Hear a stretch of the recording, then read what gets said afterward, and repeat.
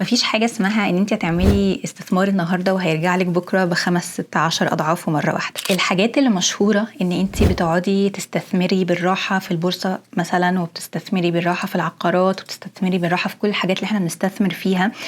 كل الناس عارفة الكلام ده، بس محدش بيعرف يعملها، محدش بيحب يعملها علشان هي تعتبر الحاجات البورينج اللي مش كول، فمحدش بيتكلم عليها على السوشيال ميديا. بس الحقيقة ان الحاجات ديت مشهورة، والناس الناجحة بجد بتعملها ليه؟ علشان هي دي الحاجات اللي بتنفع، هي دي الحاجات اللي فعلا على مدار الوقت الطويل هي ديت اللي بتخليكي مليونيرة، هي ديت اللي بتدخلك فلوس بشكل ثابت، هي ديت الحاجات اللي فعلا بتجيب لك الريزلتس اللي انت عايزاها.